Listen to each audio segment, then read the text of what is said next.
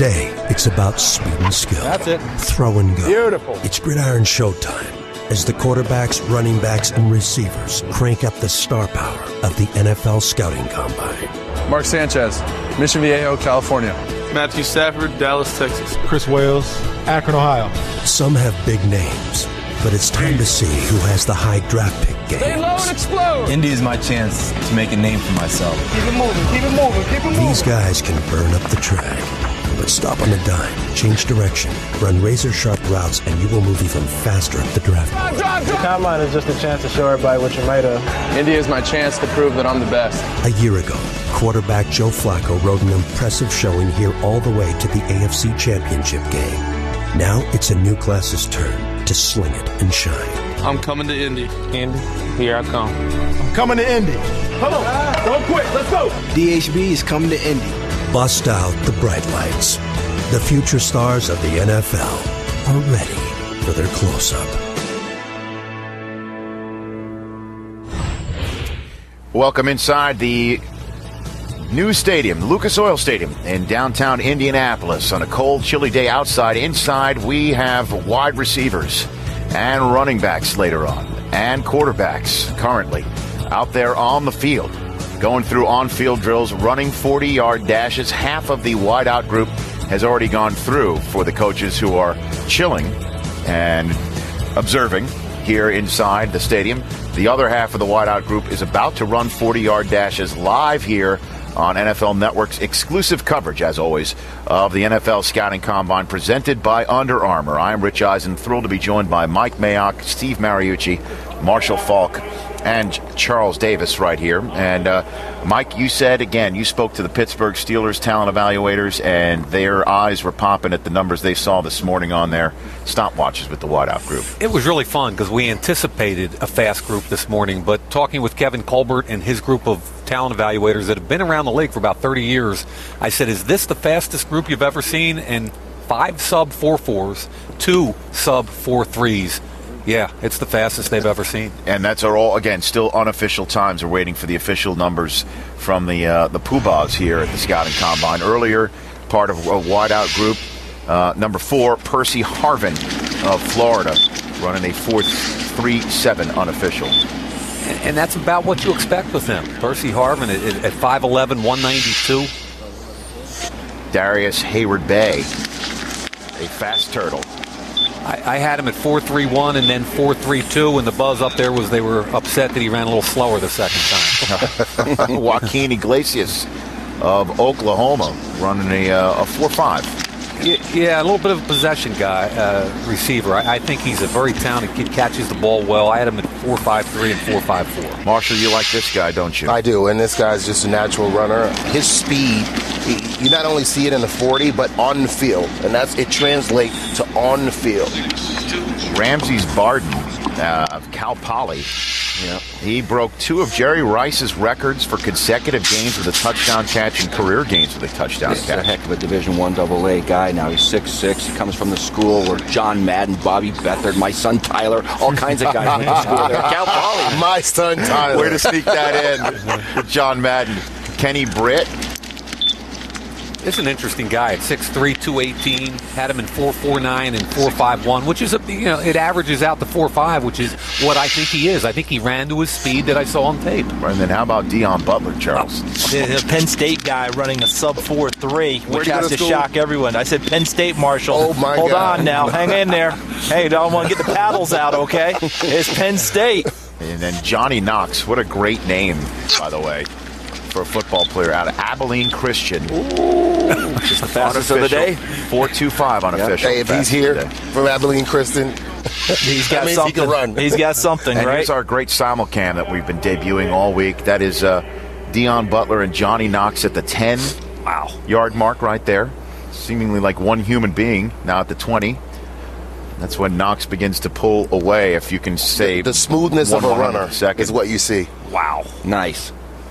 That's pretty cool. Cool stuff. Yeah. So last year's draft, not a single wide receiver taken in the first round, and then there was a run on wide receivers in the second round. Charles, do you see something different? Obviously, we know Crabtree's going to go in the first round at some point, but do you see more than just one wide receiver going in the first round? Yeah, I think the run may actually start in the first round this year, and it'll be interesting to see what people decide with Michael Crabtree about his foot, because to me he's the unquestioned number one guy, and I think a lot of people do. I don't really care what his 40 time is at this point. I really don't. I've seen enough out of him. He can flat out play, and he can go. But we're talking about the track meet we saw today with Darius Hayward-Bay, Jeremy Maclin. We saw Johnny Knox run now, who's put himself firmly into the draft. But for me, Kenny Britt is the intriguing one, because I think he's a guy who's going to start working his way up. Percy Harvin, obviously, a super playmaker. The thing that always nags me, and when I say nags, it's a small thing. The biggest plays I saw him make in college, running back position. That's going to be the thing that they're going to say, okay, let's get him here. But again, Mike made that point. They'd rather have a route tree at Florida. They just want to make sure they put the ball in his hands and let him go. He'll learn all of that, and he's super explosive. With Harvin, it's about two issues. It's about durability, number one, and it's about usage. How do you find creative ways to give him touches? Right, and that's what they did at Florida. Because he's a game breaker. Big time. And he can make plays, so you want to believe in him, but those are the two things you got to buy into. Now, what was the size on him? 192? Did I hear that right? 5'11", 192. At the national championship game this year, I had a chance to sit and talk with him. He told me he weighed 202 at that time. Well, he's smart. At the national championship game. Very weight. Strong. Well, very strong now. He cut weight to run the 40, but he's a very thick guy, a lot stronger kid physically than maybe you anticipate have a guy who can run that fast. What was Deshaun Jackson? Deshaun Jackson weighed about 170 pounds. So, completely different body type. Totally. Right. This guy, when we talk about him, he breaks tackles. He can run the football inside and out, and I think that's what makes him special. He knew the weight room. He knew where it was in college. Deshaun, he didn't mess with it. You talk about him, he's got added value in the kicking game, like Jeremy Maclin now. It's going to be punt return, kickoff return, and catch passes. You talk about usage, there you have it. Who went to Cal Poly again? John Madden, and who else? Bobby Bethert, Ted Tollner, Tyler Mariucci, Chris Gokong, drafted by the Eagles. It's a plethora. It's a football school. It's a football factory. It is now. Cal Poly. It is now. Tyler Quarterbacks are out there too. Again, running backs still to come. Our live coverage of the Scouting Combine presented by Under Armour is on the air.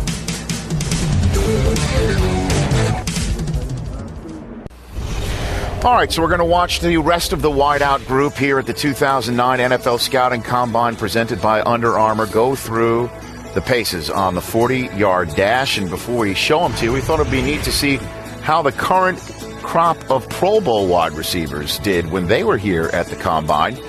And Steve Smith leads the group of those who participated at 4.41 back in the same year, 01, when Reggie Wayne was 4/100ths of a second right behind him. Brandon Marshall and Anquan Bolden, the others who have participated. Fitzgerald, Andre Johnson, Roddy White didn't participate. And Wes Welker, not even invited to the party. Is that right? Not even invited to the party. He's been working that way his whole life. Lightly recruited out of high school, one late scholarship offer. Texas Tech. Caught 9 million passes at Texas Tech. Everybody thought he was too slow, not fast enough. Well, worked out. Worked out real well. A little chip on his shoulder. I like it. All right, let's watch Jordan Norwood at Penn State run a 40. One of 3 receivers here from Penn State. What's he going to run, Charles? Give me a number. I'm going to say 4.55.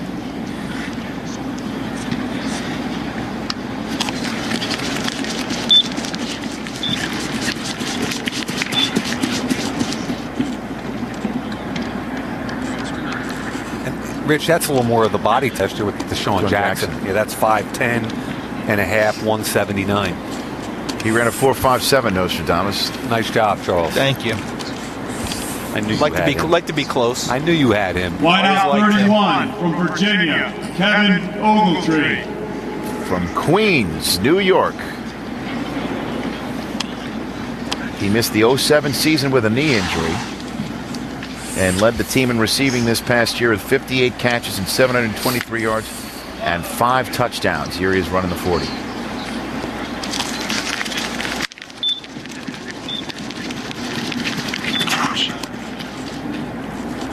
He's the 9th Virginia player to turn pro with eligibility remaining. It's rare to see with the Cavaliers. And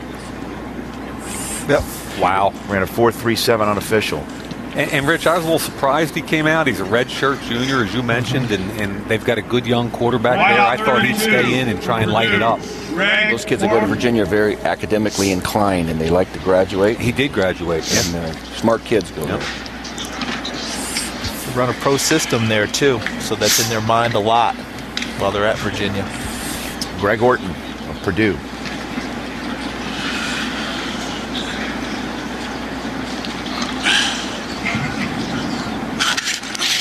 No relation to Kyle.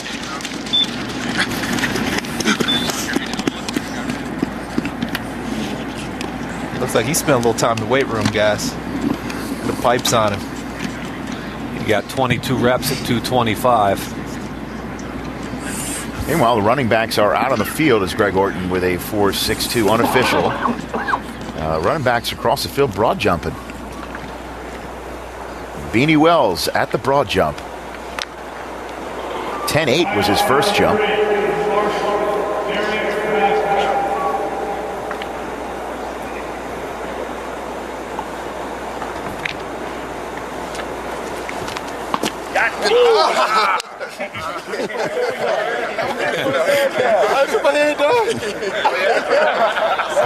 So that won't count, right? Because he touched the person marking it. He's got to do that again. Would you say the first one was again, Rich? 10-8. Is it 10-8? 10-8. We were excited yesterday with Jared Cook with a 10-3 at the tight ends. Strong. And remember, he's pushing 235 pounds off the carpet. But it factors out. He's explosive. Yes. Very explosive back. He absolutely torched the University of Michigan in his stay. Career. Career. And I don't put it out his career. Say career. And the reason why I bring that up is not just, the whole Michigan thing, but those are the biggest games Ohio State plays in conference and perhaps all season long. So he's a big-time, big-game performer as well. Getting the ball 39 times. They pound those Wolverines. All right, Steve, back off. Good jump. Count? That doesn't count either? Give it to him. No, come on. What's not to count? I don't get that. No, you got to get the stick down to measure it. No, I mean, he was there rocking, but throw the stick down. You should be able to mark it. It's just like doing a long jump or a triple jump. How do you expect the guy to stick a landing? I mean, they don't give you anything extra for that. Right. There's no extra degree of difficulty for sticking the landing. Just get it down there. Should be like when you fire. This isn't gymnastics. Like when you fire at the pin marshal, run up there and mark it before it moves. Boom. You can't put backspin on the body. Check it up.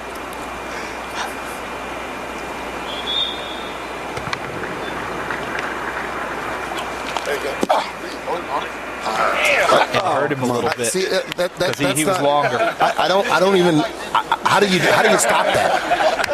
And who wants to stop 235? Exactly. 235 of momentum. That's impossible to stop. Well, again, Michigan found that out too. As he continues to jump, and his jumps will get shorter and shorter because he's been doing it a lot. We have to come up with new. We got to put some chalk on his shoes or something. Count it. It's rough to do it a fourth time now. It's hard. But it's getting shorter and shorter if you watch him. Now this is a lot like ski jumping. You got to stick your landing. But you're moving. As long as they all have to play by the same rules, at least is the way I look at it.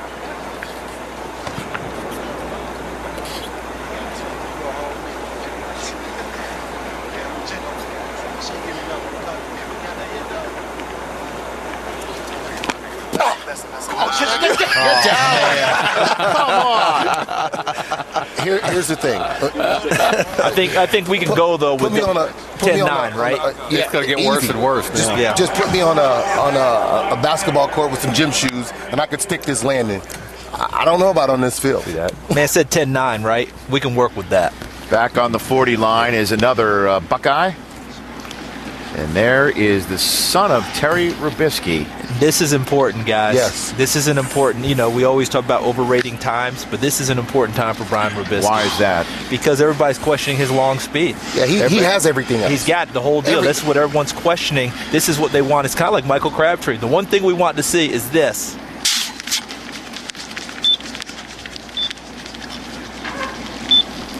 I think he ran well. Yeah, I do too. I think he ran well. 4.5? Yeah, which would be a great time for him. Yeah. Plus, he didn't have the numbers that other receivers had with the young quarterback, but very skillful. There you go, a 4.51 unofficial. All right, Beanie's back at it. Let's do it, Beanie. Let's see, one more time. Come on, Beanie, stick the landing. Wide out 37. Get the Olympic coach in there, gymnastics. Help him with his landings. Here we go. And how many of them do they actually stick and hold? Right? There's usually a stumble and 1 foot. They actually get to stick a leg out. Right? Psyched out. Come on. Here we go, Beanie Wells, with his umpteenth attempt at the broad jump. How quick is that?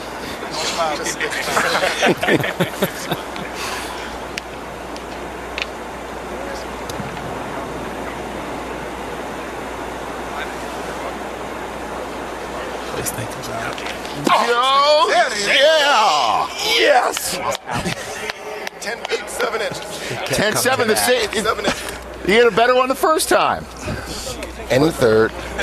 And the fifth. Way to go. Beanie Wells just showed to the evaluators he's determined.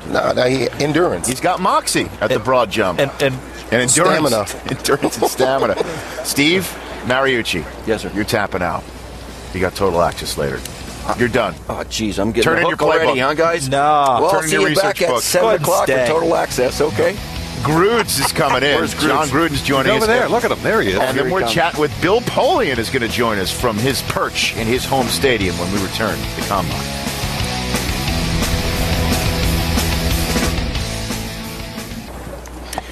It's Lucas Oil Stadium, the new home of the NFL Scouting Combine. The RCA Dome has been the home since 1987, but since it's a pile of rocks, it's sort of unsuitable for the purposes of this endeavor, which is checking out the new talent coming out of the collegiate ranks, trying to get into the National Football League. It's the 09 NFL Scouting Combine, exclusively here on NFL Network, presented by Under Armour. We're joined by a new friend right here on the network, John Gruden, joining us here on the program. He's going to be doing NFL Total Access later tonight. So this is the very first television two-a-day of your career, Coach. You know, double sessions is tough. Right. I don't know if I signed up for this. Did you hydrate? Got a visor up here? But hydration is crucial. Hydration is crucial. Right, hydration is crucial, and pace yourself. I'm glad to be with you guys. Good. We're thrilled to have you with us, obviously not just here to watch the quarterbacks and running backs and wideouts, but here all week as well. Bill Polian, the host of this particular event, the president of the Indianapolis Colts, is joining us right here on the program, perched in the Colts suite right behind your new head coach there, Jim Caldwell. Bill, thanks for joining us. We appreciate it. Well, thank you. It's nice to have you guys here. All right, so let's ask you about the topic of the day, and that is the fact that Michael Crabtree is saying he is going to run at his pro day.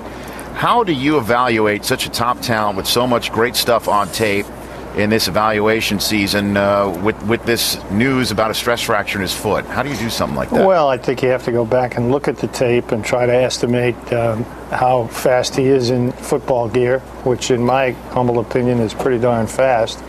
You take a look at what the watches show, and then factor in the injury, which of course is a major issue. So, but in the end, it's how he plays football that really counts. And I don't know that a slow or a fast 40 under these circumstances is going to make a whole heck of a lot of difference.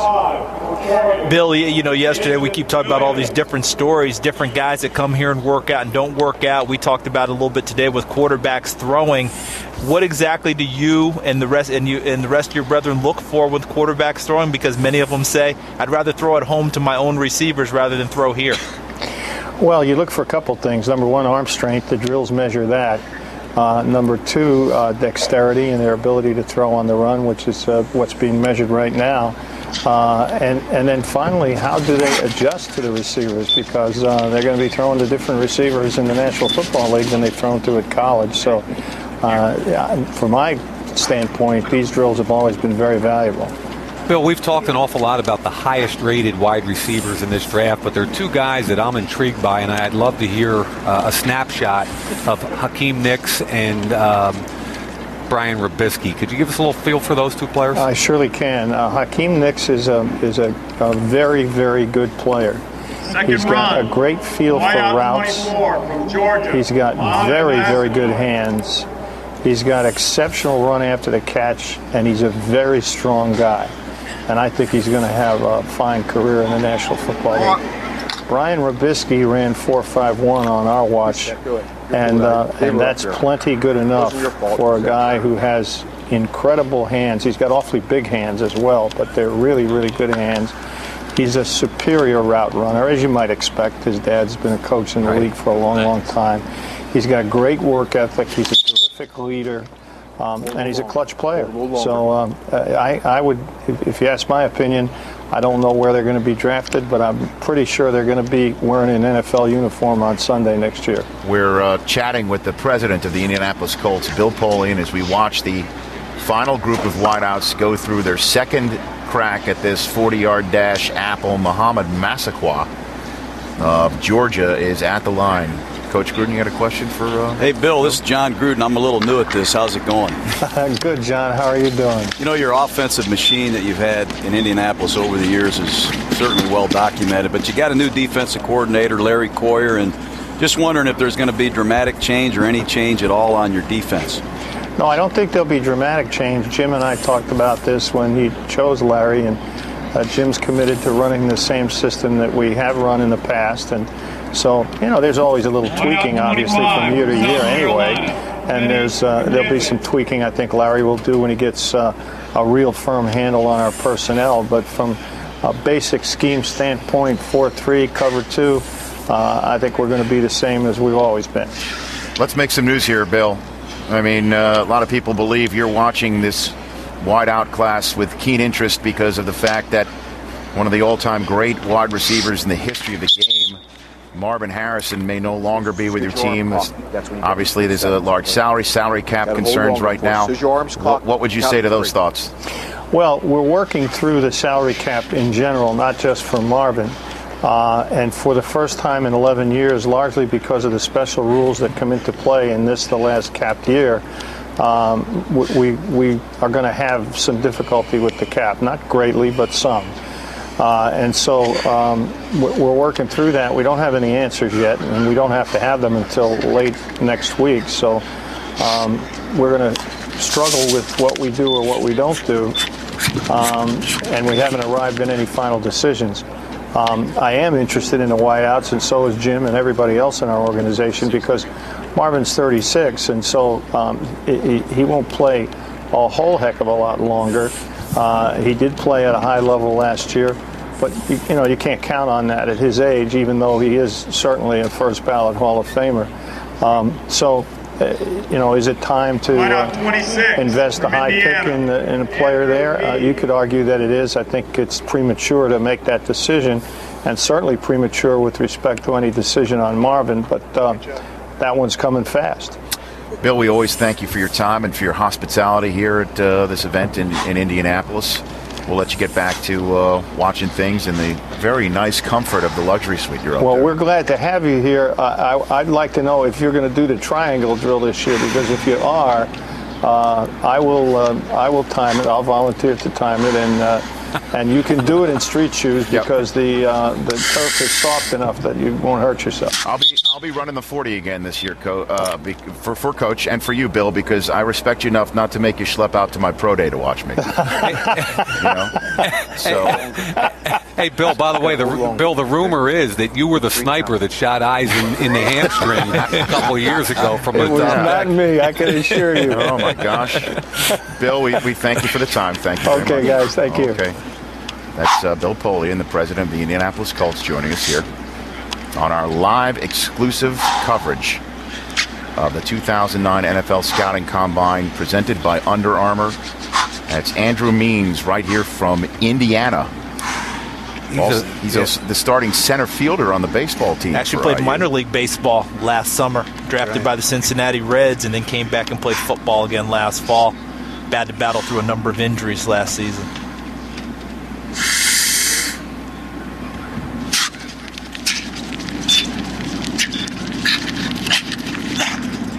Ran a 4.44 the first time, which is a good time for him.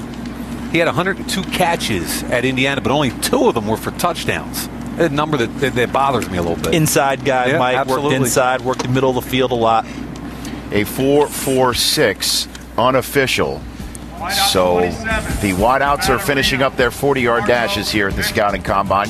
Then the running backs will have their day. We're going to check on Brian Robisky, who had a very good first 40. We'll see his second 40 when we come back.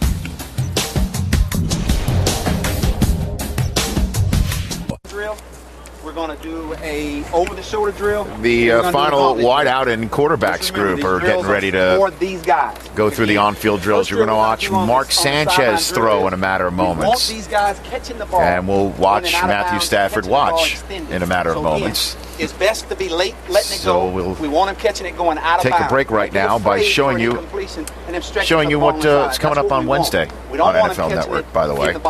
Prime U, debuting right here on NFL Network. Here's a taste. It's got to be loose.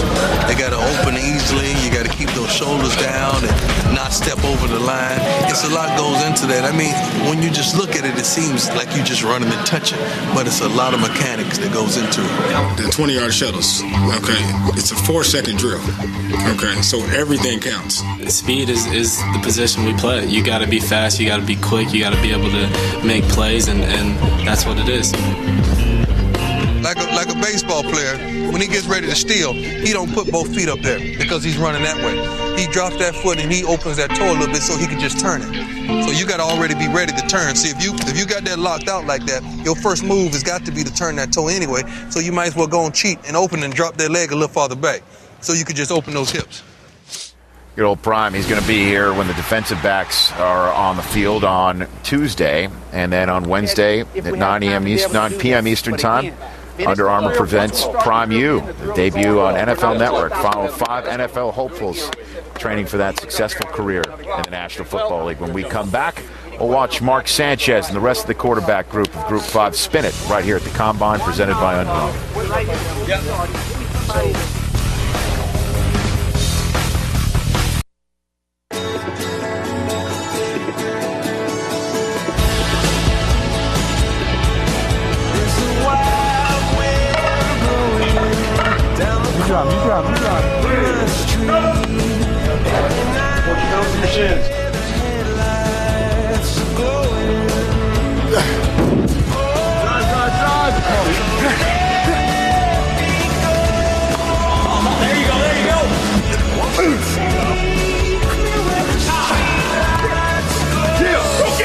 Mark Sanchez, Mission Viejo, California. Matthew Stafford, Dallas, Texas. Malcolm Jenkins, Piscataway, New Jersey. The dream starts at Indy. I'm coming to Indy. I'm coming to Indy. Stay low and explode.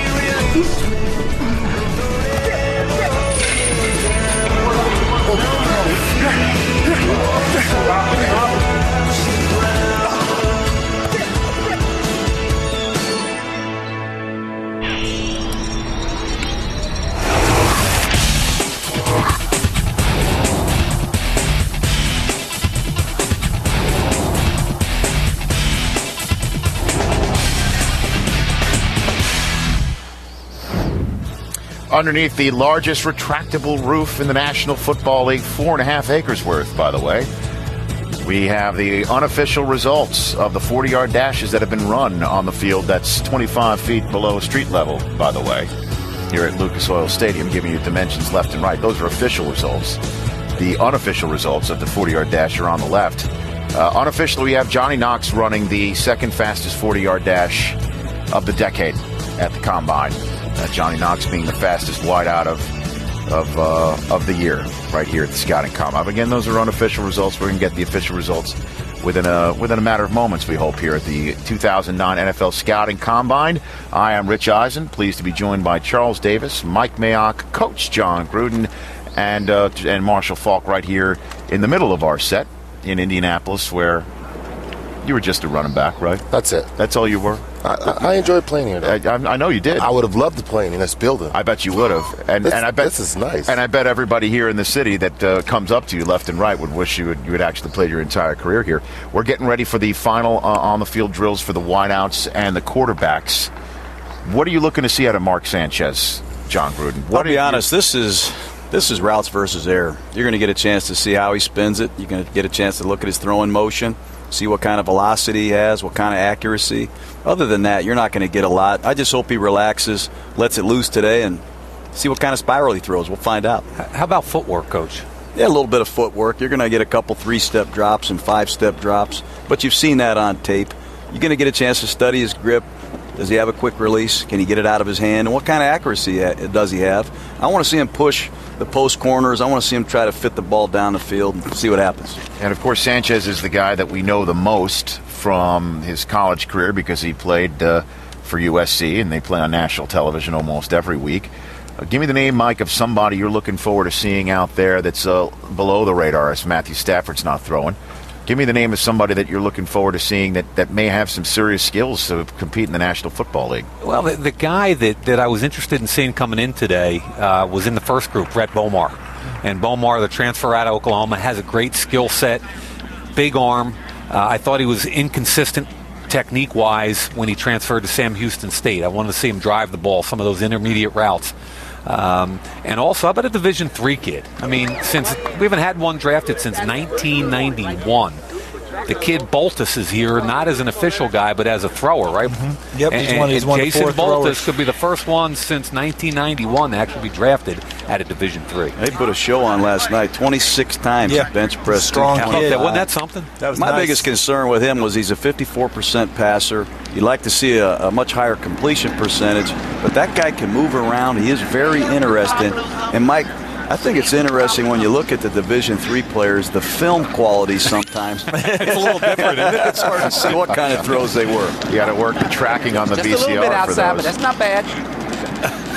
You know, so okay, is QB 21? That's John Parker Wilson of Alabama. Oh yeah, flinging it out there. Beautiful, beautiful, beautiful, beautiful. To Hakeem Nicks of North Carolina. Beautiful.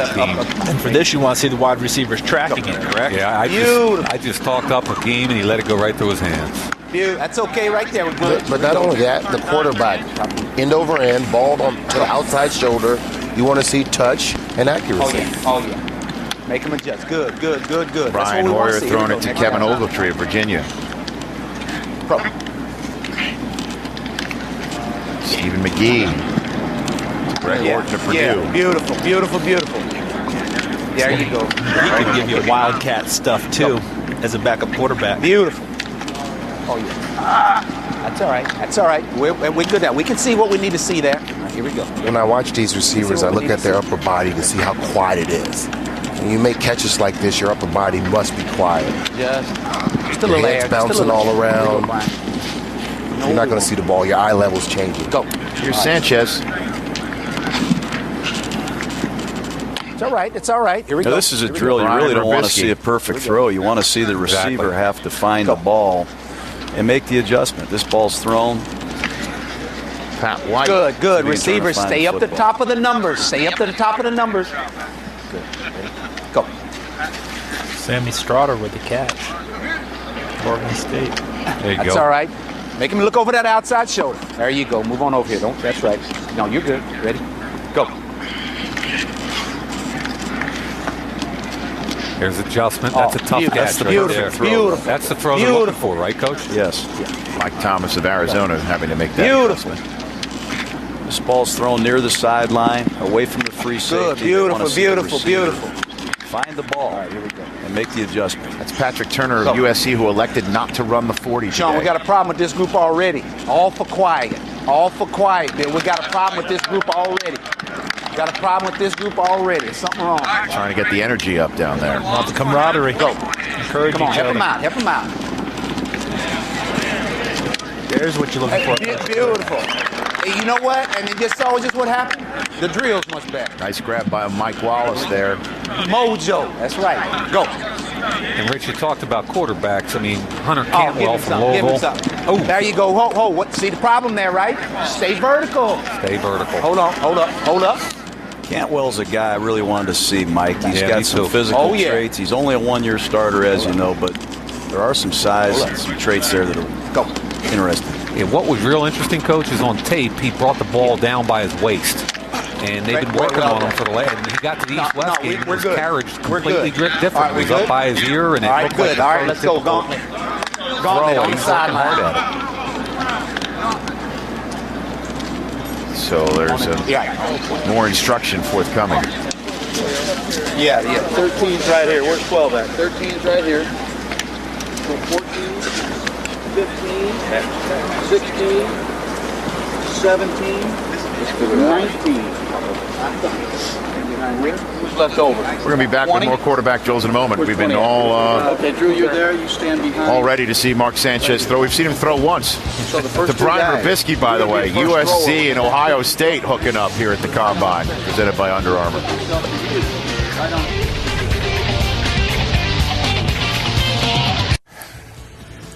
Mike Mayock's top 5 wide receivers available in this year's draft, all of them underclassmen. The top one, Michael Crabtree, as we know, is not working out here. A stress fracture in his foot. He announced that he will run at his pro day in Texas Tech in Lubbock and on March the 26th, and then most likely will have surgery on that stress fracture in his foot. So Jeremy Maclin is Mayock's top wide receiver working out here. Moments ago, our Paul Burmeister caught up with him.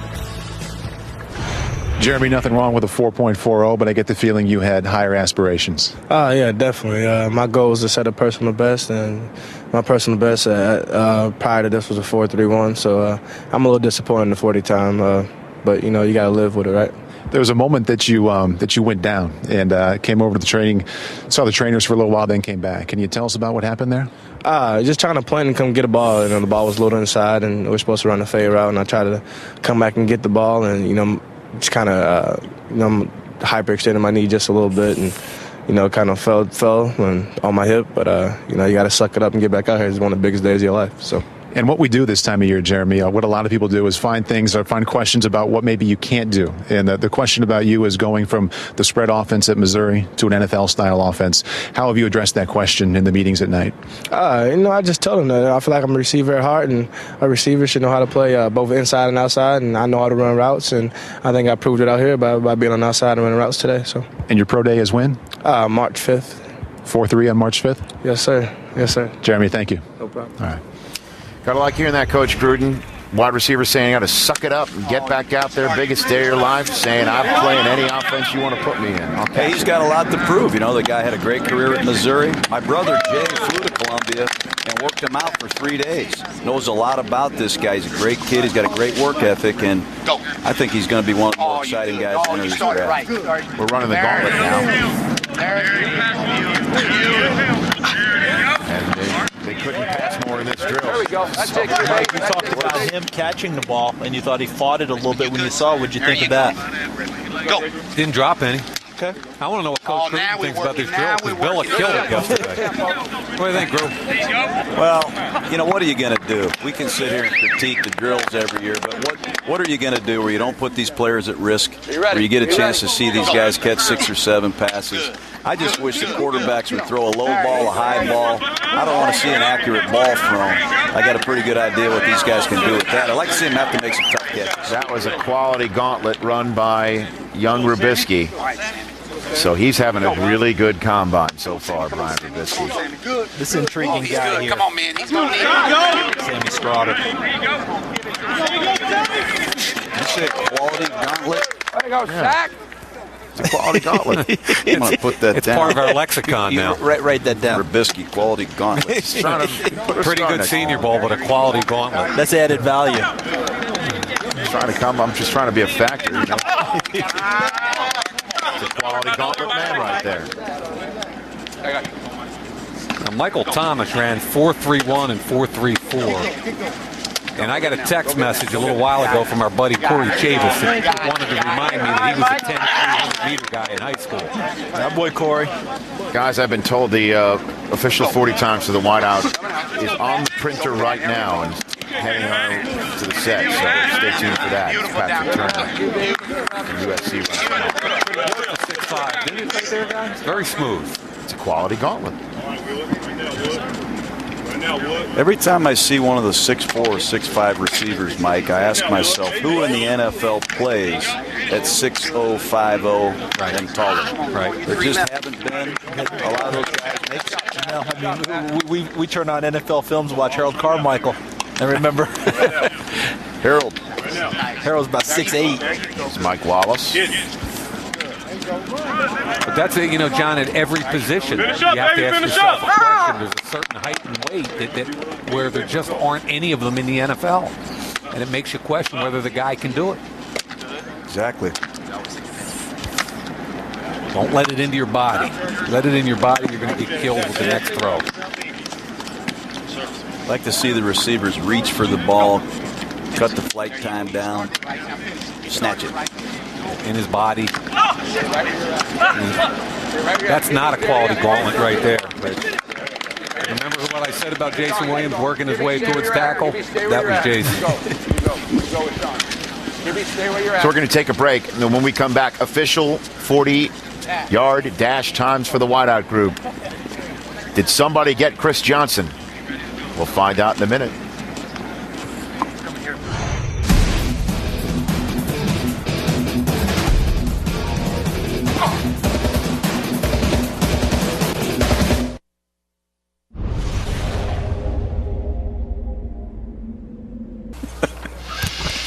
Well, when we talk about the gauntlet drill, we talk about the double toe tap that ends the drill. First, you get the 2 catches, and then they pepper you from either side. The whole key is down the middle. Don't be bending all over the place. Don't let the ball into your body. Double tap right there. End the drill, stay in bounds. Remember, in college, it's 1 foot. It's an introduction to the NFL. How does that work now in the NFL? Here's Larry Fitzgerald on a cross route. Don't let it into your body. Larry Fitzgerald is about as much fun to watch as any receiver in the National Football League. Catch the ball, secure it, get up the field. Crossing route again. Comes out of traffic. Often difficult to find coming from your quarterback in Super Bowl. Look at the catch. Does that look familiar, fellas? The double tap by Santonio Holmes. So maybe there is some relevancy to the double tap and the gauntlet to the NFL game. We saw it out of Eddie Royal last year. With that first gauntlet you showed there, Mike. And now we're getting another gauntlet run right here by Nate Swift. That's right. Remember, you're going to be looking left when you start. You're going to be looking left on your first ball. Oh, he nice guy. Yes, nice guy.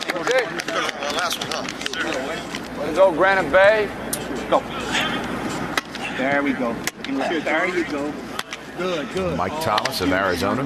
Okay, Mike. Beautiful run. Okay, Mike. Beautiful run. Beautiful run.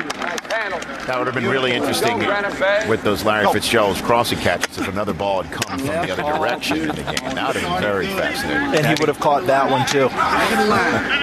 Look at the line. Beautiful. And that's that 6'5" number you're looking at, Coach Gruden. 6'5". And an 8th. Don't forget the 8th. Got to give him an 8th. Don't want to short him. Well done. Won a Super Bowl with some big receivers, Joe Jurevicius, Keyshawn Johnson. Yep. The 605, though, hard to find. A lot of guys playing in the league right now bigger than that. Right. Go. At that position. Good. All right, good. You know what's missed in his drill is the throws by the quarterback. You see these guys rotate in. That's that little drag route. The back coming out, have a receiver dragging across. He's running. Do you lead him with the football? Do you throw it behind him? Can you hit a target that's moving fast and close to you? All right, here we go. Derek Williams of Penn State. There we go. There we go. There we go. Good, good. That's it into his chest there. Quality gauntlet. Finish it. Go. Now the last one. Jason Williams. Finish it.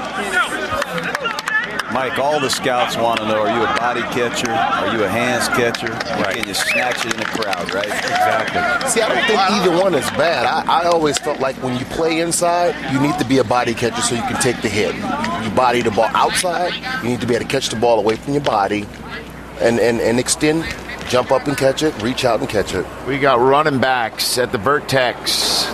Terrell Sutton of Northwestern. Out of the Big Ten. Quality young man, battled injuries like crazy. Was having a really nice senior season and broke his wrist in the game against Indiana and rehabbed and came back for the bowl game.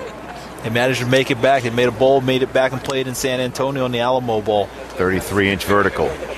He only played Charles in 7 games, I think, his junior year. So durability is an issue with him. He had 2,000-yard seasons as a freshman and a sophomore. Yep. And injuries kept him out. Here's Beanie Wells, who had a 10-foot, 8-inch broad jump. We saw him take several cracks at that, and that was the best broad jump of the running back group here. Might have used up his legs on that broad jump. And he did 5 times. He kept doing it. The broad jump, and then when you watch him play, I expect a vertical that of something type of power, over 35. The translation, yes, what you've seen.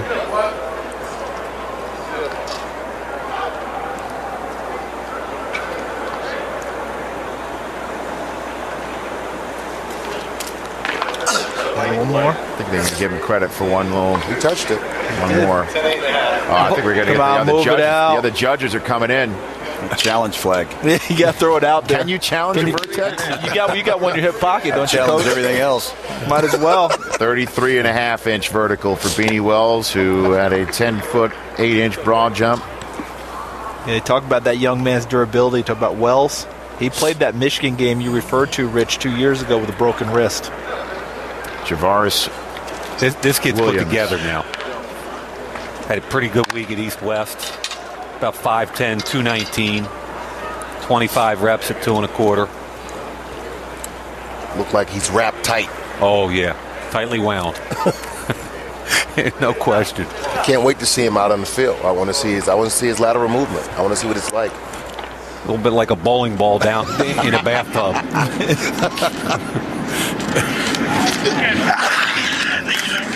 So the first jump's going to have to stand. I don't think Williams improved with the second jump. Time now for today's Under Armour training tip. 33.5 for Javaris Williams, pardon me. Time now for today's Under Armour training tips with Todd Durkin. Today, Todd examines the vertical jump.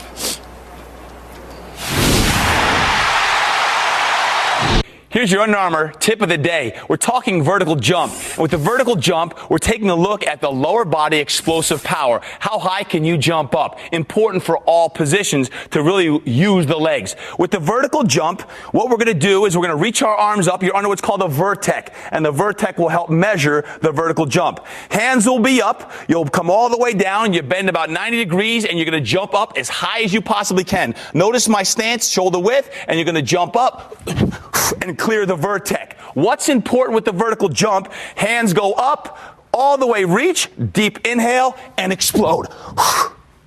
The vertical jump. How high can you get up? Measures explosive power of the lower body. And that's your Under Armour tip of the day. That's it. Boy, Todd Durkin gets into it, huh? Well, that's what you want out of strength conditioning. Hey, I know Todd. I feel like Todd jumping. gets after you. Yeah, I have expected him to sell me a ShamWow now. Last year, a tall, lanky quarterback from Delaware named Joe Flacco had all the measurables, spun it very well. Baltimore Ravens wound up trading up in the draft to take him.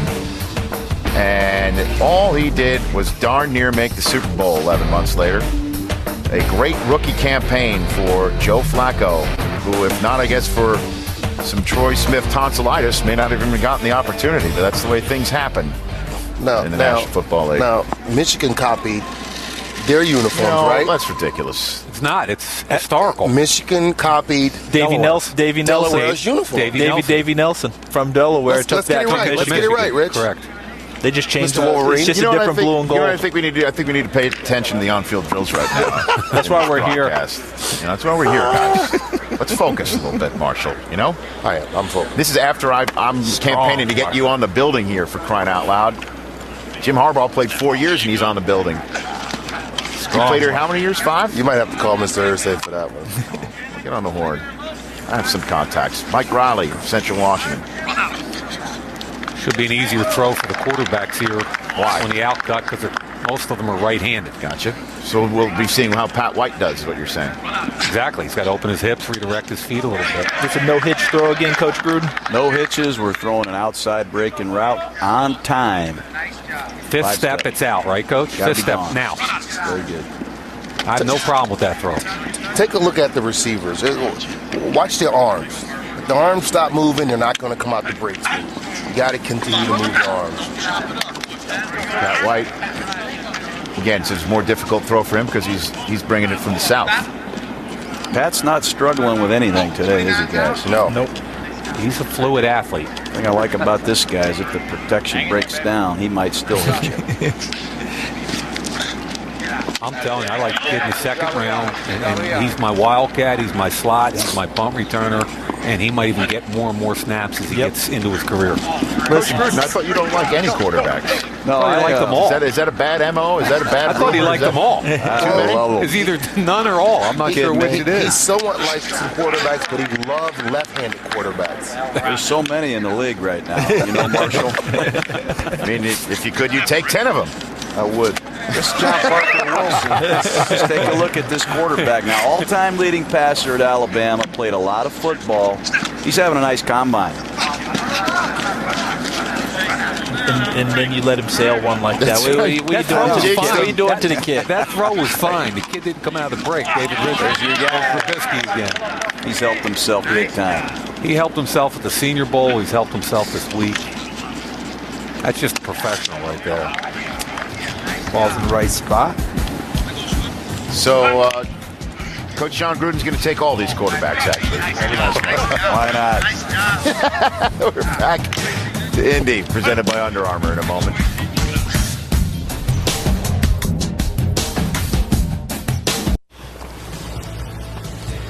Welcome back to the NFL Scouting Combine presented by Under Armour. Here's Mike Mayock's top 5 running backs, all of them underclassmen, many of them well known to the even fair weather college football fan. There's some pretty big names on that list, starting with Knowshon Moreno.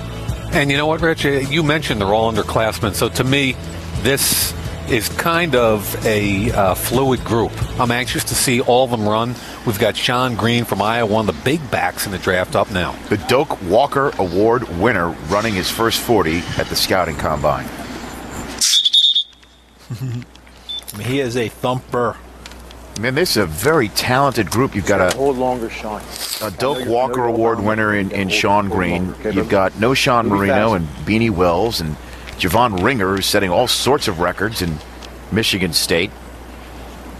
It's a very talented group of running backs here. There's a lot of depth. A lot of depth at running back. Whether it's first round, second round, third round, you're going to get a quality back. You are. Yeah, I agree with that. But is Goodson right now the Blazer?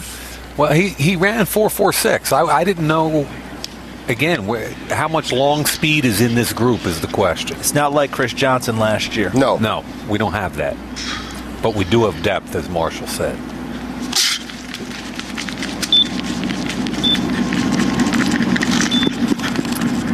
And as if the backs in the league at age 30 or older don't have enough counting against them with all the people saying over and over again that running backs over 30 go downhill.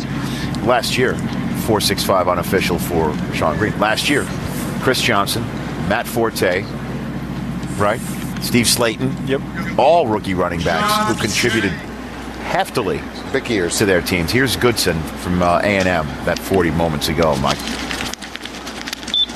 On tape, he's got tremendous lateral burst. He's got great acceleration. He catches the football extremely well. Didn't have a great senior year. Only had 94 carries in and out of the lineup. He's a guy that's supposed to be a game breaker. And the 40-yard dash of Rashad Jennings, the two-time Big South Offensive Player of the Year out of Liberty, a transfer from Pittsburgh to be closer to his dad, who suffers from diabetes. He just ran a 4.49 unofficial. Normally you get those types of transfers for other reasons. Grades, trouble at the school. A lot of times as well, I can't break into the lineup.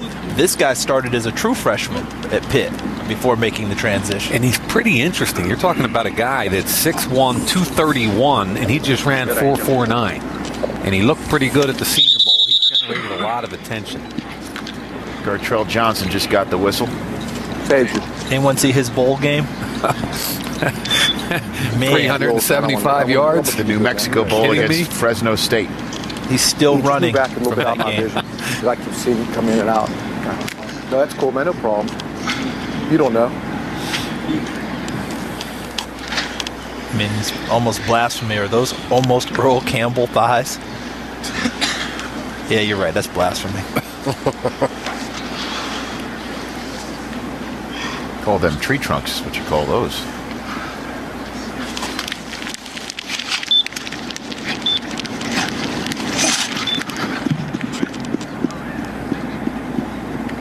From Miami Springs, Florida. It's a big, strong guy there. Yes. You know, one of the running back coaches in the league told me last year we were watching a running back, I think it was Chauncey Washington. And, you know, he wasn't running a blazing time from USC. And he said his advice to Chauncey was just get bigger. Here's a running back that many people are familiar with because he gave a new meaning to taking a knee on the football Ian field. Johnson, Boise State. After Boise State shocked Oklahoma in a bowl game a couple years ago, he proposed to his girlfriend Right now. on the field. That way you guys are cool. Could you imagine if she said no? It would have put a damper in the bowl victory. That might have hurt things a little bit. This is one of the ultimate try-hard guys right here, Ian Johnson, and never complained about losing carries his junior and senior year.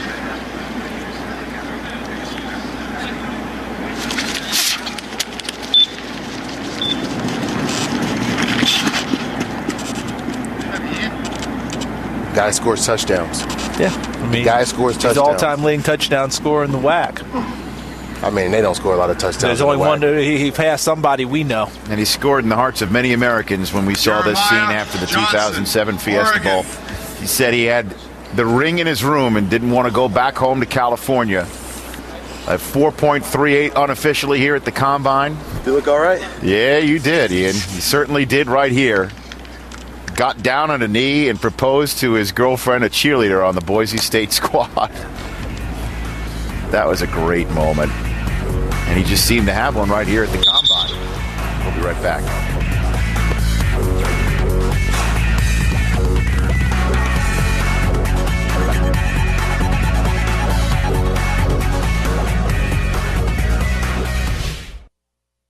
Donald Brown, running back, University of Connecticut.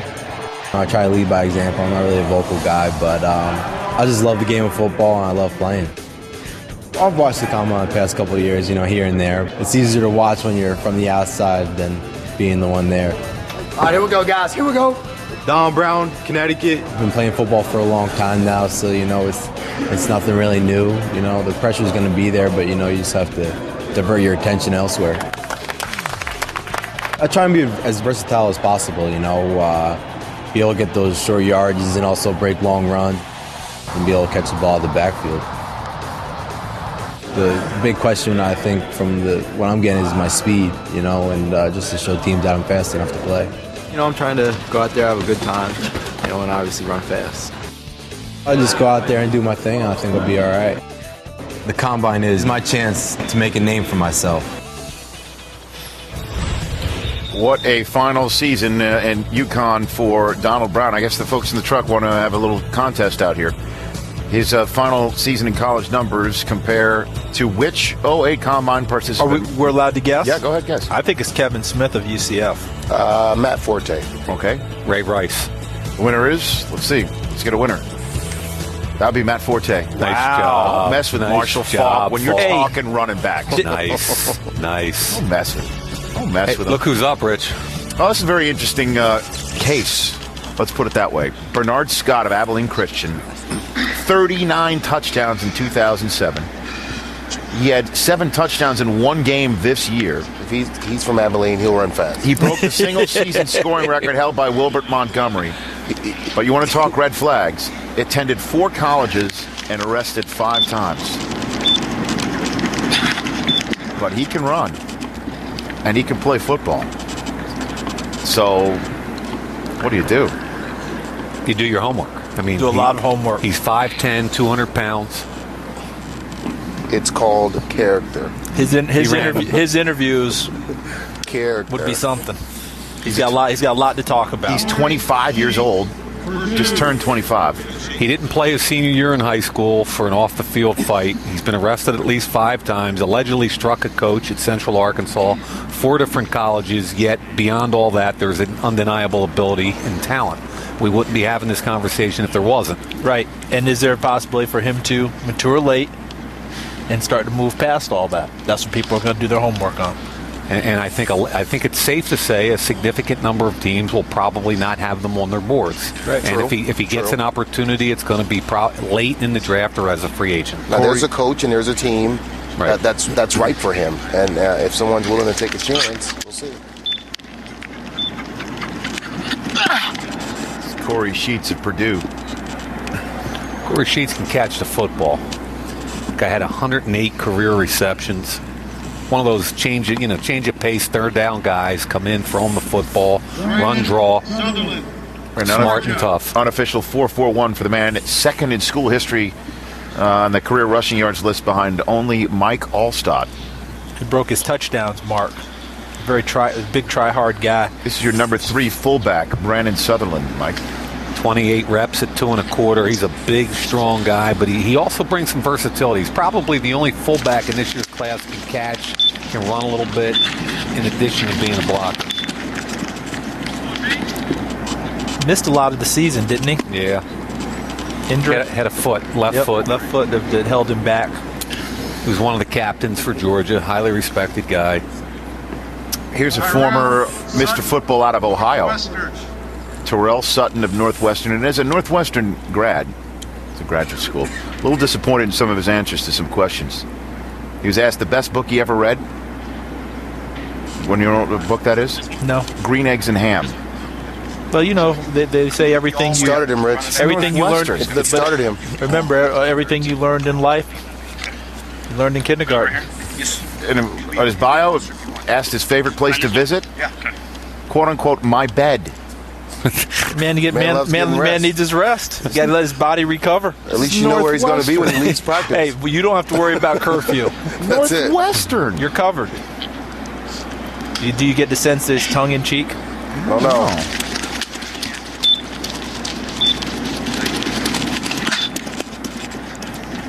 Sounds like a little Big Ten issue right there.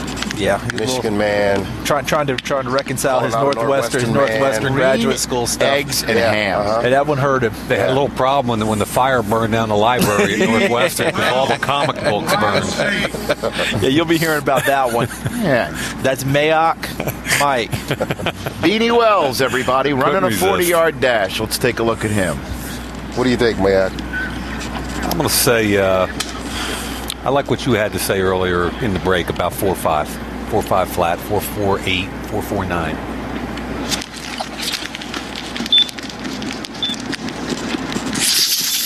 That looked pretty quick. Yeah, he fought it too. Yes, he did. He fought it. What do you mean? You could tell he was fighting himself. That was not in just got to let it flow. You look at his face. You look at he was tensing and up in the neck area. That could be 4.6, 4.57. Javaris Williams, Tennessee State. You wondered about that earlier, though, Marshall, because of the vertical jump. Yes. When guys, is this what you're talking about? Yes. When they strain, they're not confident in their ability to run fast. You'll know when the guy's about to run fast. They face is just jumping everywhere. The jaw's like flying all over. Yes.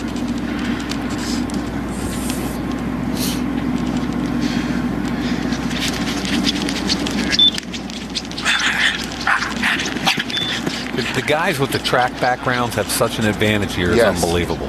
I mean, I played baseball in college, never got in a three-point stance, and hated getting in a three-point stance because I was uncomfortable. I was a D-back and a baseball player. I never got in a three-point stance. The track guys know how to run. You take Beanie and you say at 235, running 4.5, that's great. But then you go back to last year's draft. Mendenhall at 225. Stewart at 230. And they were all 4.4s. Yeah. You know, so it skewed there a little bit. But you put him in between the lines and you have yourself a running back that you can rely on. Time to run him again. Second 40 time now for Khalil Bell of UCLA. This guy was injured a lot. Yeah. He's always dinged up. Yes. But can play the game. Yes. Catch the ball, everything. When you saw him play, you liked what you saw. Played only 25 games in 3 seasons. Good platoon back. 2-back system.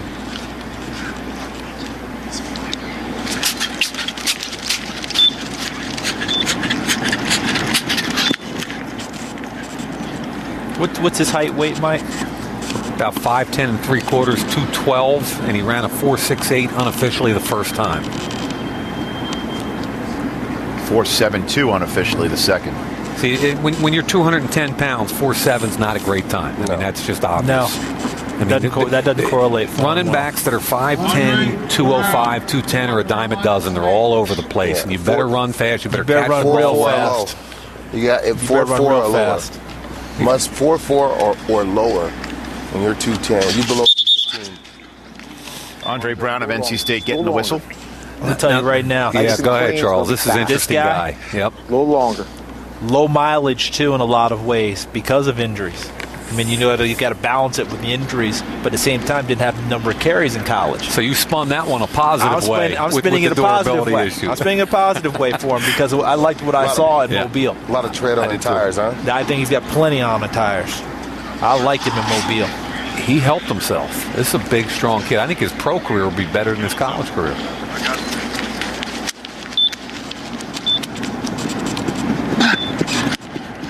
He had a 4.45 unofficially the first time at 224 pounds. The number 2 running back on Mike Mayock's list, 19th on the top 20. That would be Donald Brown out of UConn. And when you say that, speaking of Andre, Terrell Davis come to mind. Low mileage at Georgia. Exactly. People didn't know a lot about. Terrell was just simply didn't hand him the ball. Yes. They just simply didn't give him the ball. Big, strong guy. Here's Donald Brown. Donald Brown, Connecticut. Those are some quality numbers. Marshall, I want you to get some tape on this guy. You know what's interesting about him? And I'd like to hear from you about how coaches can teach patience behind blockers.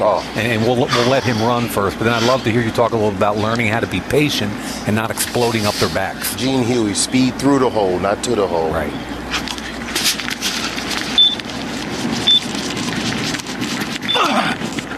Because when I watched him, Marshall, the one thing, I loved his lateral quickness. I loved his lower body strength, but he just didn't set up the guards pulling in front of him, the fullback. He was right on top of them instead of off them. He talked to people a little bit about the key to that. And you can teach that. That's something that you can teach to patience. You can teach that. Gene Huey, my running backs coach, he's here with the coach. Speed through the hole, not speed to the hole. Right. He used to always tell us that, and learn how to set up your blocks. All those are things that, as a runner, especially when you're confident in your offensive lineman, you can do those things.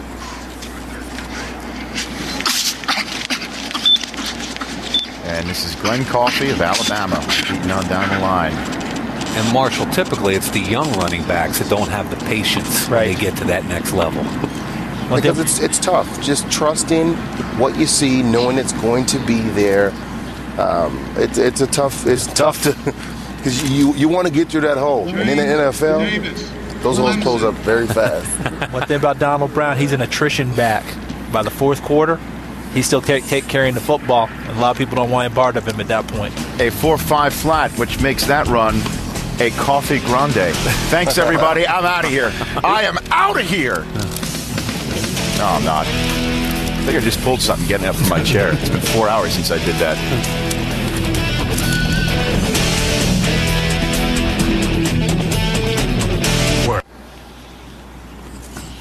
The Big Ten MVP, the single-season rushing champ in the history of Iowa football, and Doak Walker Award winner Shawn Green is at the line at the Scouting Combine 40-yard dash. All of it presented by Under Armour, live here on NFL Network.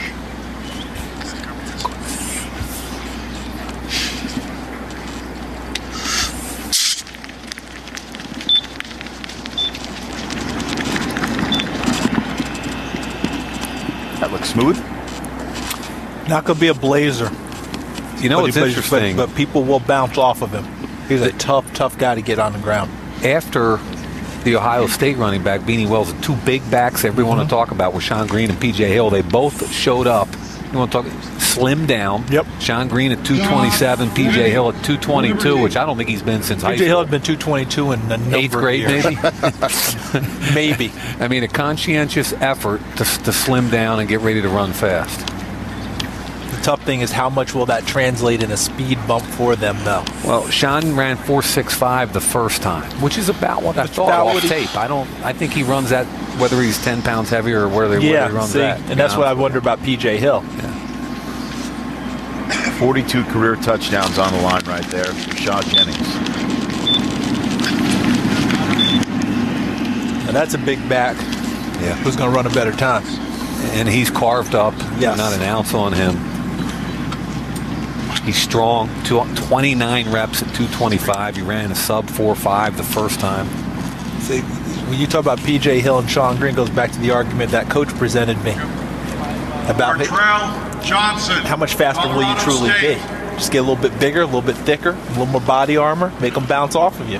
Well, that 40 time, and they know, that 40 time can elevate your workout quicker than anything else that you do. Yep. Sometimes you're just a 4.6 guy. You know? Sometimes it is what it is. The last second you flick that hand back, that gives them a bad signal up there, okay? So they may jump the gun on you, okay? So you get that hand back, then freeze it for 3, okay? Gartrell's one of those guys. At the end, it's going to throw them off. That could be a single back and a as soon as one that back. hand goes back, you know, then you're hold just it for looking to go double tight and push the pile a little bit. That's what he is. He's got big thighs, a big butt. That's a strong guy right there. Or a guy that can be a fullback.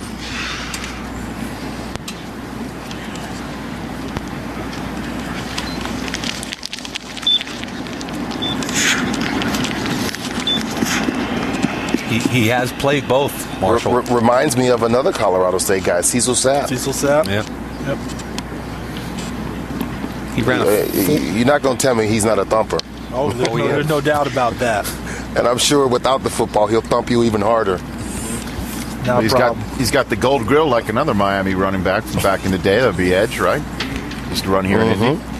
Well, he ran that working already. 4.71 and 4.77 unofficially in his 2.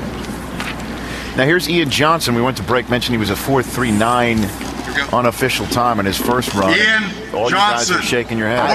Rich, I watched him play several times. Stunning. And did that hold up? 5.5 to me. I didn't see 4.3 on the field. Seriously, did that hold up at 4.38? We don't know yet. We'll see right now. He's about to run it a second time. I love this young man. I didn't see that.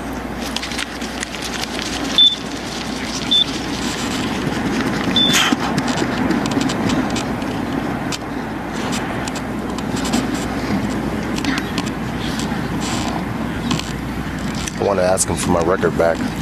Yeah, he took it from you. That was just wrong. He just went Moses Malone. Look at that. Faux. Unofficial. As you know, this is presented by Under Armour, and Paul Burmeister is with the CEO and self-made man of Under Armour, Kevin Plank.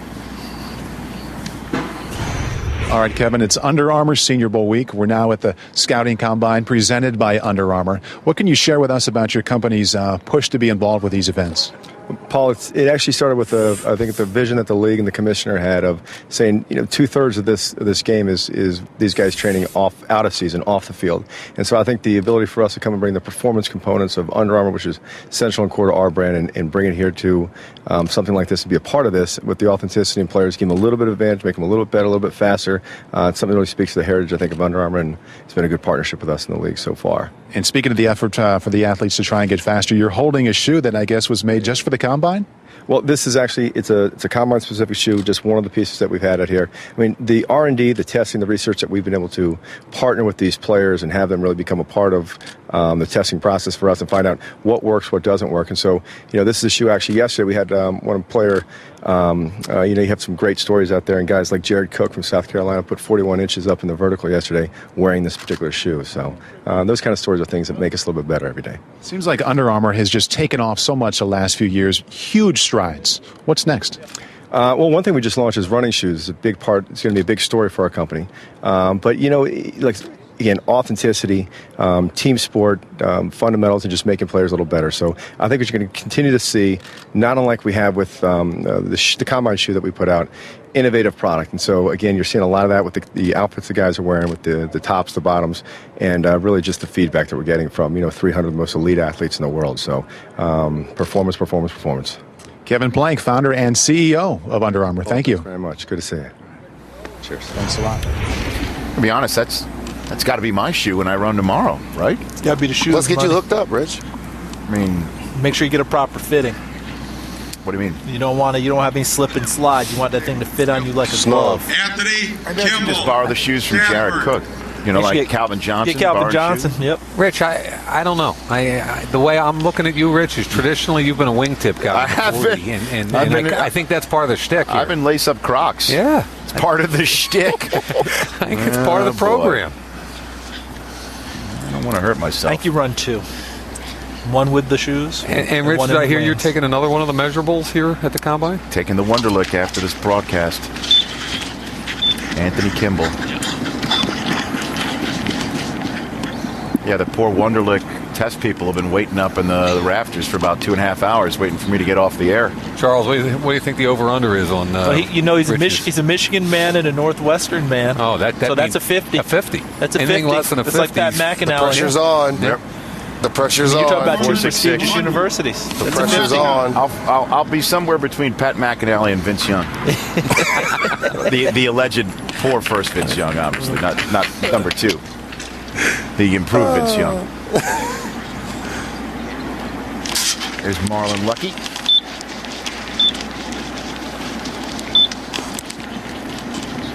Of Nebraska. Remember that man's hype coming out of high school? Yeah, his first 40 surprised me. I expected him to run a little better. Let's see what this one is. 4.55 unofficial. I'd say his best overall year would have been his junior year at Nebraska, right, Mike, before he had to share carries this senior season? You know what was most impressive to me about his junior season, Charles, was that he caught 75 caught passes. a bunch of passes. I mean, that showed me something. On top of running the ball over 200 times, if I remember.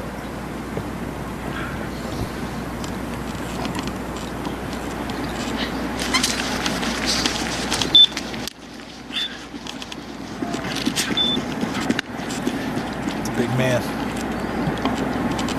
Okay, here comes no Sean Marino, guys. Only the second. What was that first time I know, Sean? 4.55, wasn't it? Only the second Bulldog in school history to rush for 1,000 yards in 2 straight seasons. The other one, Herschel Walker. Marino. That is a pretty respectable neighborhood for a running back. Herschel won it 3 years. Outside of Terrell Davis, has a Georgia back come into the league? Hines Ward. And played a Georgia back come into the league. Right, Herschel. We had one who Garrison blew his knee Hurst. out. Herschel Walker. Who's the young man who blew his knee out? That's right. Yeah. Robert Edwards.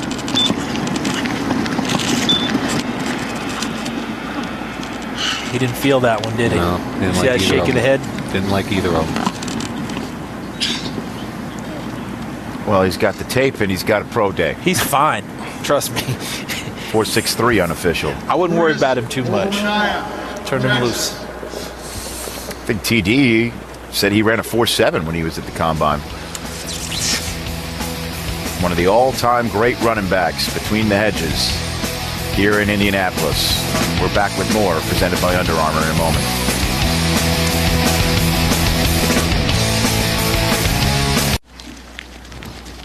Michigan State's Javon Ringer running the 40.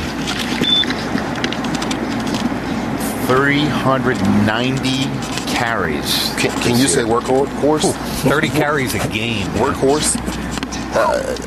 High mileage? 390 Bernard carries. Scott. Michigan State got their scholarship money out of him. And that was just this year, right, Rich? Man. I mean, if Don't you forget the year before. If you think about it, I mean, Brian Hoyer had to throw here at the Combine because so few people got him to see him throw. They got their scholarship money out of him. He had 96% of their yards on the ground.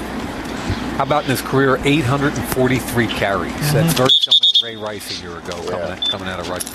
Bernard Scott of Abilene You get all the way Christian. up, that's when you got to freeze. He got a degree in toting the football. You get all the way up, that's when you got to freeze. Okay, going too quick. 3 counts. No, and very quietly, Cedric Pierman from Virginia, I think, had a great Combine. Mm-hmm. You know, he benched 225 27 times yesterday and came out and ran 4.41 today at 210 pounds. He's a third down, change of pace guy. Reminds me a little bit of Mewelde Moore and Alvin Pierman. Under the radar? Yep. Under the radar round guy. kind of guy you pick up, and he's a jack of all trades, master of none, but a very good football player. In no relation to Alvin. Who also played at Virginia. Correct. Spelled differently. As soon as you rise your butt up, your arm up, that's when you got to freeze for 3 counts. Believe it or not, one of the my left arm up, freeze. Yeah, as soon as you get all the way up and set, your arm up, that's when you got to freeze. Okay. You're gonna be fast. Just want to be nice and clean. Nice and clean. Nice, clean starts fast. He keeps him calm. He does. His voice and how he talks to you. He's definitely a good help. This kid could go low. This 40 time could be.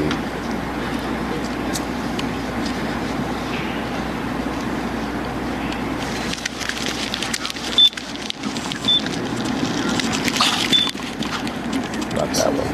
No. It's a little slow on the start.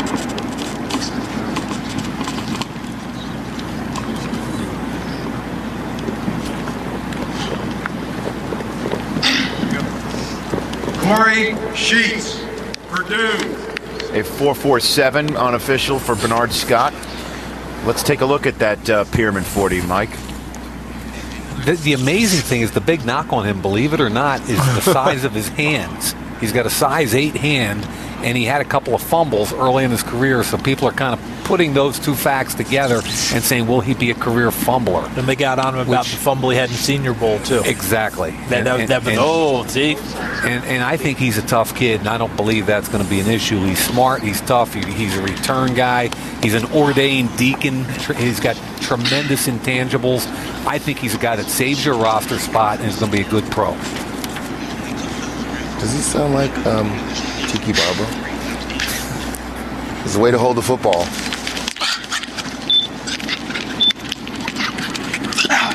Where did Tiki Barber play his college ball?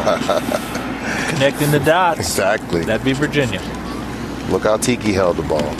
He found out a way not to put it on the carpet. That's just until Coughlin arrived, basically. This guy here, Corey Sheets. 4.38 unofficial. You can get max effort out of this guy. I mean, max effort. I watched him for a couple of seasons in the Big Ten. In a sense, he was their offense, especially this year when they really struggled at the quarterback position. Like him. His stock just rose. I like him a lot. I thought he had a nice that week 40 at the Senior time just Bowl, helped him out, man. Really did. And he had a nice week at the Senior Bowl, that too. 40 time just helped him. He's had some durability issues throughout his career, collarbone, torn quad, and knee. I will blow the dust off his tape and watch him. Yep. Not this year, though.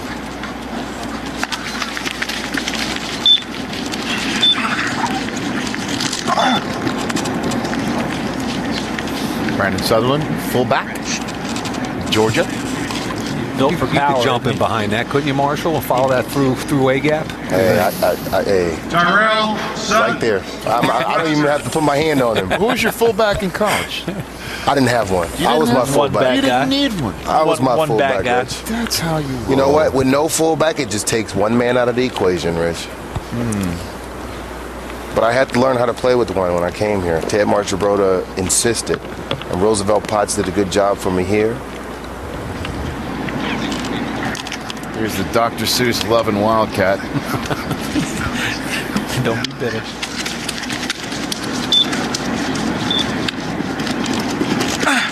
Tyrell Sutton. 8 touchdowns, 300 yards receiving, almost 900 rushing.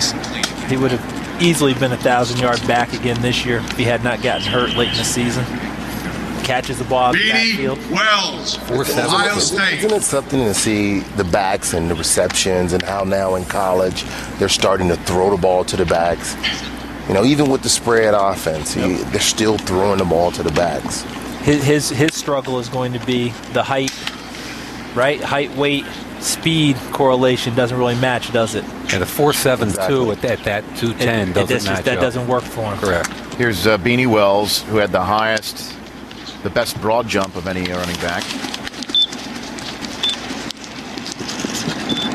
And He locked up there again a little bit, Marshall. I thought he ran it better. He ran it at the initial, that last 5. The chin went down and it wasn't as relaxed, but the beginning of his 40 was pretty decent. His 10-foot, 8-inch broad jump would be good for second in the wide receiver group. RB32, by the way. Explosive lower body athlete right there. Much better. I said much, but it's better. 4.54 unofficially. So the running back's nowhere near Marshall, like you were saying last year, where they just blew it up here. No, not at all. Even the smaller guys haven't done it. And Beanie's a football player. Yep. I believe we have one more 40 to be run. He's a football player. The problem is one of his issues is durability, and people are concerned about him in a 16-game season because he's such a physical runner. Wasn't that his sophomore year? Played most of it with a broken wrist. We saw Brandon Pettigrew get a third run at the 40 for various reasons yesterday. Here is Rashad Jennings of Liberty getting another one. It's a lot of man right there, guys. It's a big back. It's just not a lot of them anymore. The Liberty and Big South Conference all-time leading rusher. Great college career. A 4.62 he ran on his second. See the third here.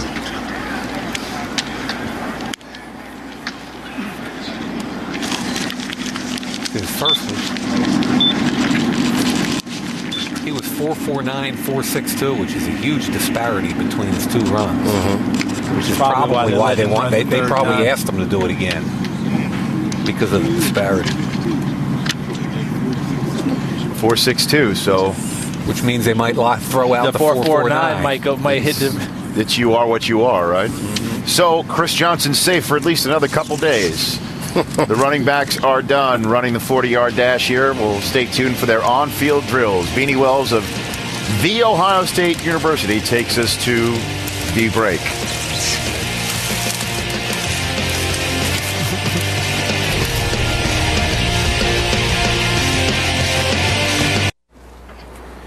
All right, we're going to take our Lucas Oil and put it in our GMC Sierra and turn the key and figure out who our top performers of the day were. Mike Mayock.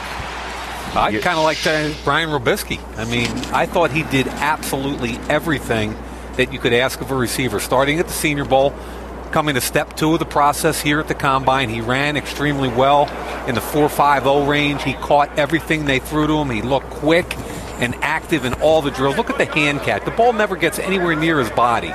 You can just see a natural hands catcher, and that's what Brian Robisky is. And on top of everything, he's a true professional. We're going to get the one-handed catch here. There it is. Thank you. He put on a show today. And then, Marshall, let's take Pat White. Well, man, you liked him today. I was impressed. We hear a lot about Sanchez and Stafford, but this guy came in here, and they're talking receiver, ran a good 40, proved that he's not just an athletic quarterback. Right. He threw the ball better than any other quarterback out here today.